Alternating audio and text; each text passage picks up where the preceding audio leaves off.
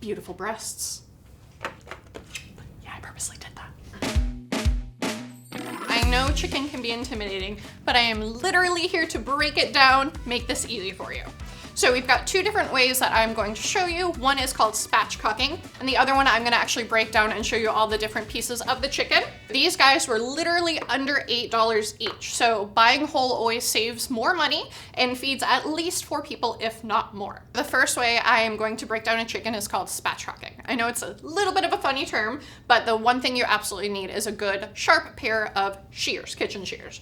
We're gonna get a little messy today. I hope you guys don't mind. We are gonna take this beautiful whole bird, and we have the breast, the legs, the wings, but when spatchcocking, we need the backbone.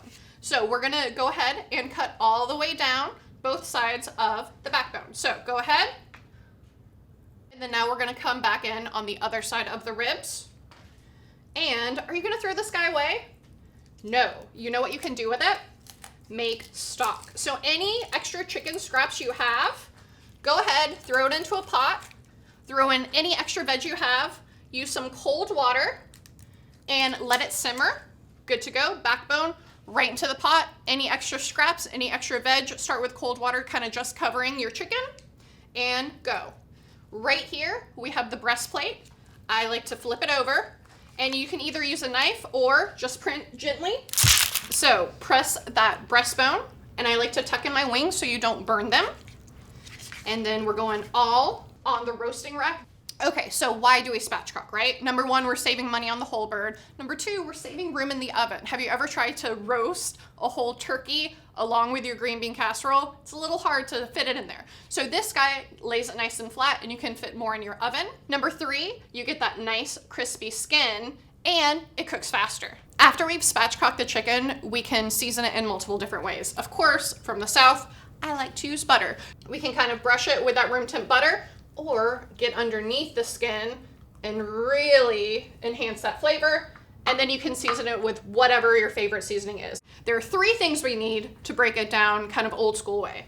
Still like the shears, clean towel, and a sharp knife. The way I like to start with is the legs. And then there's that extra skin right there.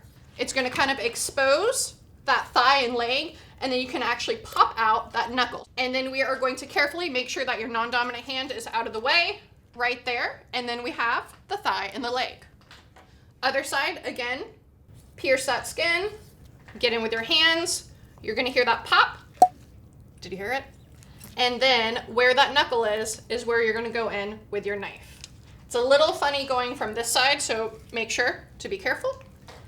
Ooh, there we go. Then I like to go in with the wings. I kind of let gravity do its thing. There's a joint right here. I kind of just go around, try to find that joint.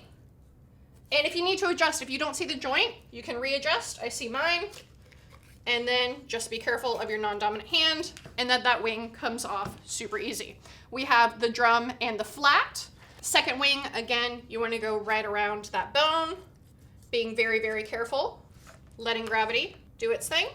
So there's that joint, and you want to go right there. Be careful, careful, slow down. I like to pivot to my shears. There is a line of fat on either side of the breast, and the chicken tells you where it wants to be cut. So go ahead, cut along that fat line, all the way up, all the way through. Watch any fat. Same thing, guys, so you can see that line right there. Take your shears, very carefully, follow that line, all the way up. And are we throwing this away? No, we are gonna make delicious chicken stock. There we go. So that whole guy is gonna go into the pot as well. Again, veggies, cold water. Pivot back to your knife. We're gonna use a little bit of blunt force with the heel of your knife. Go right in to break that bone. Heard that break. And then very carefully go all the way through. And you have 2 beautiful breasts. Yeah, I purposely did that. Okay. So we have the thigh and the leg, 2 breasts, and 2 wings.